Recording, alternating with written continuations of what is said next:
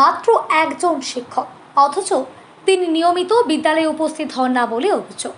তার পরিবর্তে স্থানীয় দুই মহিলার ওপর স্কুল পরিচালনার দায়িত্ব ছেড়ে দেওয়া হয়েছে বলে অভিযোগ উঠেছে।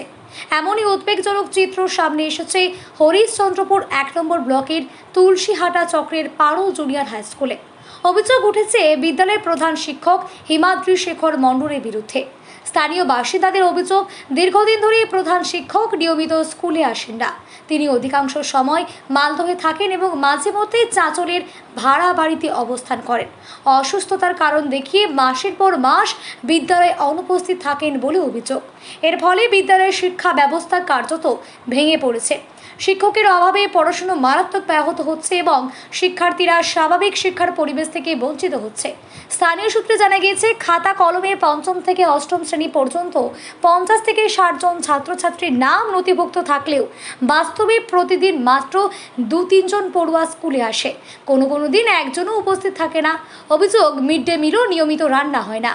এলাকাবাসীর দাবি, প্রধান শিক্ষক স্থানীয় দুই মহিলাকে মাসিক 1000 টাকা করে পারিশ্রমিক দিয়ে বিদ্যালয় পরিচালনার দায়িত্ব দিয়েছেন। তবে বিষয়টি শিক্ষা দপ্তরে অনুমোদিত কিনা তা নিয়ে প্রশ্ন উঠছে। শুধু শিক্ষা ব্যবস্থায় নয়, বিদ্যালয়ের পরিকাঠামোর অব্যবস্থা অত্যন্ত শোচনীয় অবস্থায় অভিযোগ। স্কুল চত্বরে ছড়িয়ে ছিটিয়ে রয়েছে আবর্জনা। রক্ষণাবেক্ষণের অভাবে পরিবেশ অস্বাস্থ্যকর হয়ে উঠেছে। এমনকি বিদ্যালয়ের সিঁড়ির ধাপে কন্ডোমের খালি প্যাকেট ও নেশা জাতীয় দ্রব্যের বিভিন্ন সামগ্রী পড়ে থাকতে দেখা গিয়েছে। সেই ছবিও সামনে এসেছে। ঘটনায় অভিভাবক ও স্থানীয় বাসিন্দাদের মধ্যে তীব্র ক্ষোভের সৃষ্টি হয়েছে। তাদের দাবি, অবিলম্বে ঘটনা তদন্ত করে প্রয়োজনীয় ব্যবস্থা গ্রহণ করতে হবে। পাশাপাশি অভিযোগ প্রশমিত হলে সংশ্লিষ্ট প্রধান শিক্ষকের বিরুদ্ধে কঠোর প্রশাসনিক ও আইনি পদক্ষেপ নেওয়ার দাবি জানিয়েছেন তারা।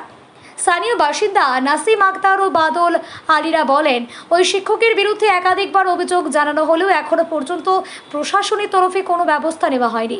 প্রধান শিক্ষকের গাফিলতির কারণেই আজ স্কুলের দুরবস্থা। প্রধান শিক্ষকের সঙ্গে ফোনে যোগাযোগ করা হলে যোগাযোগ সম্ভব হয়নি। স্কুলে তো আপনি দেখলেন উপরে গিয়ে কিরকম হচ্ছে। আর এক কথা, 1 থেকে 1.5 মাস 2 মাস পর্যন্ত আমি মাস্টারকে এখানে খিচুড়ি নিতে আসছি এখানে, কিন্তু মাস্টারকে দেখতে পাচ্ছি না।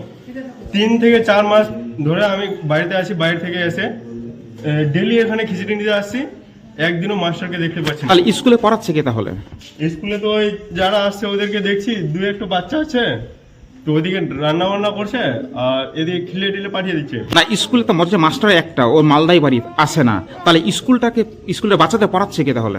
এদেরকে দেখি আর কাউকে দেখি না। এরা কি কোনো সরকারি শিক্ষক? না, বলতে পারছি না। তাহলে এদেরকে রাখলো কে? মাস্টার না, এরকম কি নিয়ম আছে? মাস্টার রাখার নিয়ম আছে? নিজে স্কুল আসবে না, নিয়ম আছে কি?